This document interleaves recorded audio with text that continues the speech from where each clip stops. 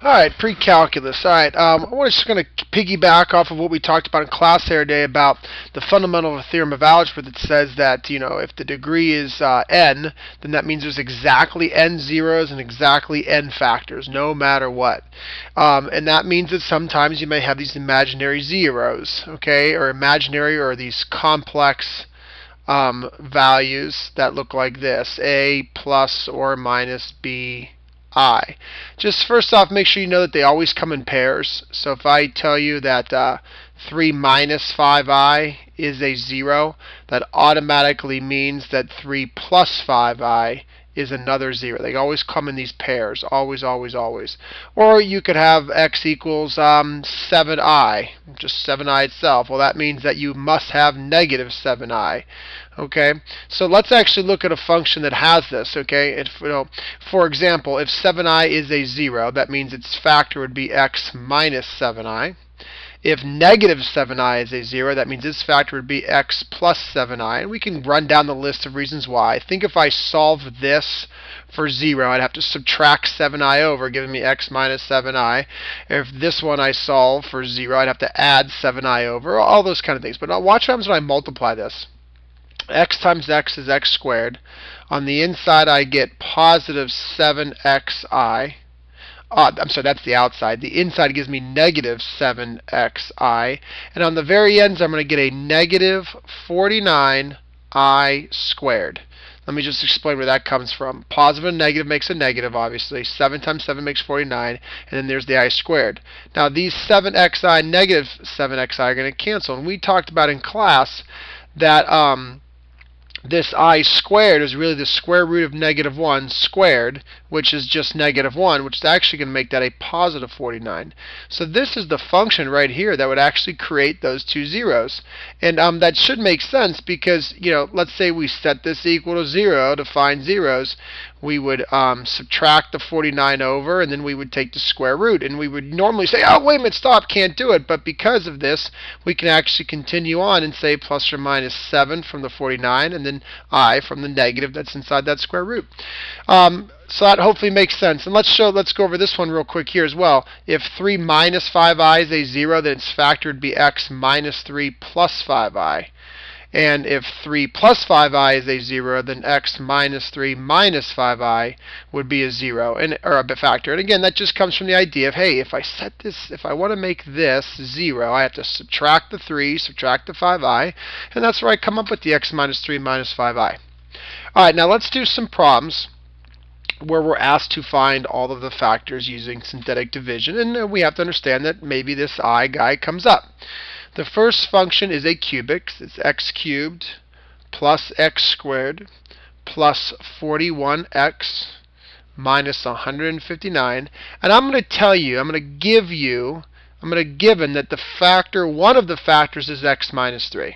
Okay. Now, obviously, we've learned that the fundamental theorem of algebra says if the degree is 3 right here, then there must be 1, 2, 3 factors. So I'm going to make at the bottom here, I'm going to make my 3 factors all in a row because I just want it to be clear that that's going to be my final answer down there. Now, one of the factors I already know is x minus 3. My goal is to find the other 2. Now, if x minus 3 is a factor, that means that x equals positive 3 is a 0. Why? Because 3 minus 3 makes it 0. So I have to use synthetic division here, and I have to use my coefficients of 1, 1, 41, and negative 159. Now, I want you to be aware these coefficients have to be in order. So this is the third degree, the second degree, the first degree, the no degree, because there's no x on that negative 159. If you would ever skip a degree, then you have to fill in a 0 in its spot.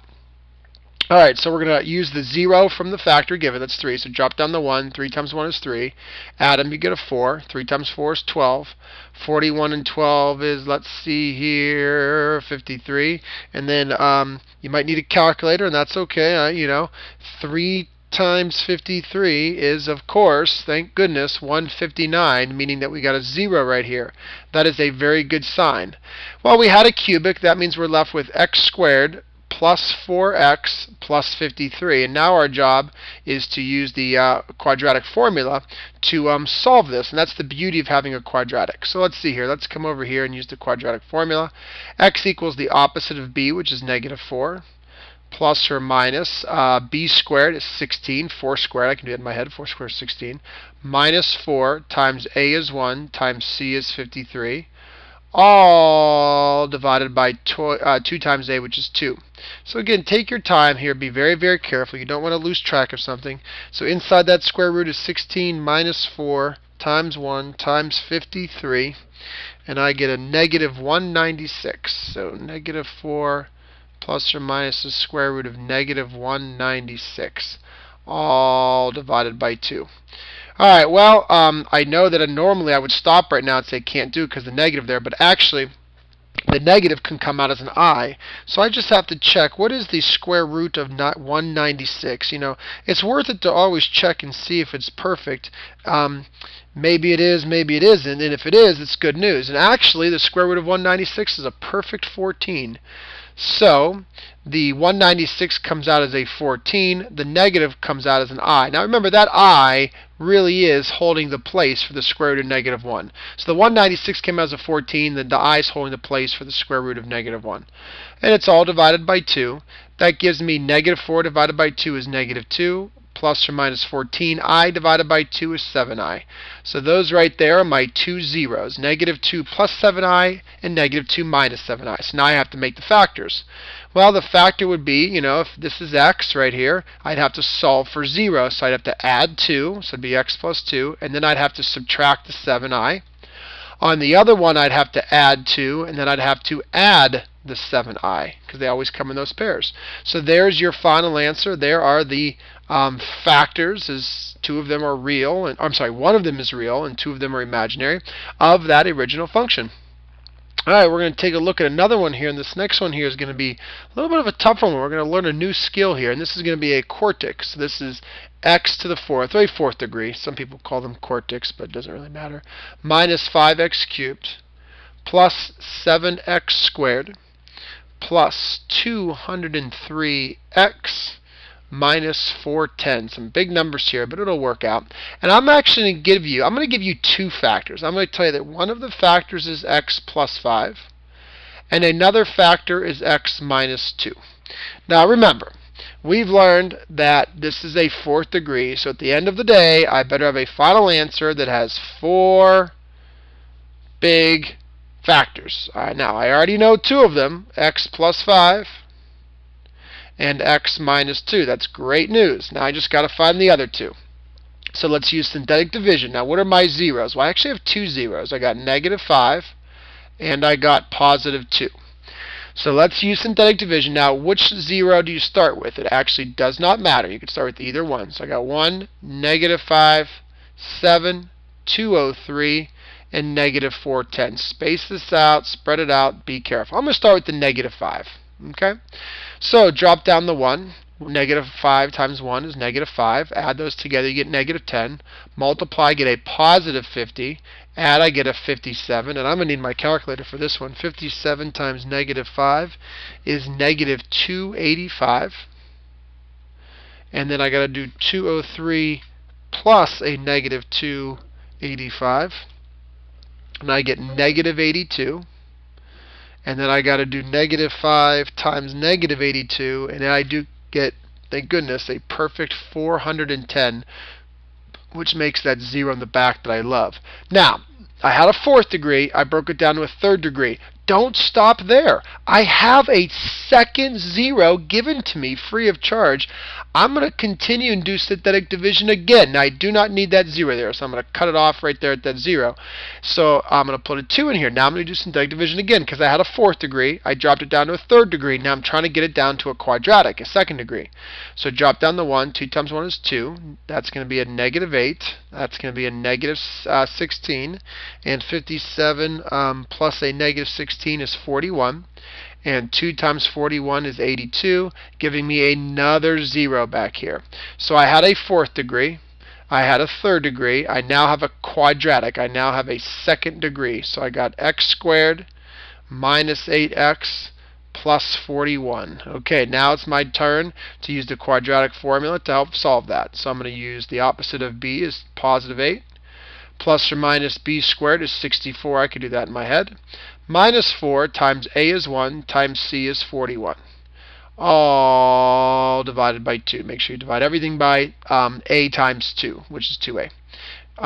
Which in our case is 2. 2 times 1 is 2. Okay, so I get 64 minus 4 times 1 times 41 is negative 100. And my mouth is drooling right now because I know that we don't like that negative, but 100 is a perfect square. That's going to be 8 plus or minus. The 100 can come out as a perfect 10. And the negative is going to come out as an I. Now, really, that square root is still there because I is the holding the place for the square root of negative 1. It's still there, but that's why we just use an I instead to make it look nicer, I guess. And then 8 divided by 2 is 4. 10I divided by 2 is 5I. So there's my remaining zeros. So now I got to make the factors, and it's going to be x minus 4 minus 5I. Again, subtract the 4, subtract the 5i.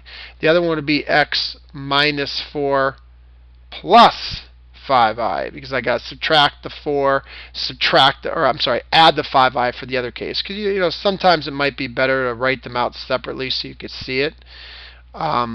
4 plus 5i, 4 minus 5i, and then you can actually think x minus the 4, x minus the 5i, x minus the 4, x plus the 5i. So you can actually see your final answer here of the 4 zeros. So that's a little bit of a tricky one, but hopefully you guys understand that. So when we come in class, we're going to work on just doing some problems like this, just working on me giving you a function and maybe 1 or 2 hints and you finding all of the factors. So hopefully this all made sense. Hopefully it piggybacks off of what we learned in class the other day, and we'll continue to keep working with these. Don't let scare you. You guys have seen it before. I know you have. So just got to keep practicing with it and go all the way back to the beginning when we do make these functions up or when we actually start multiplying them.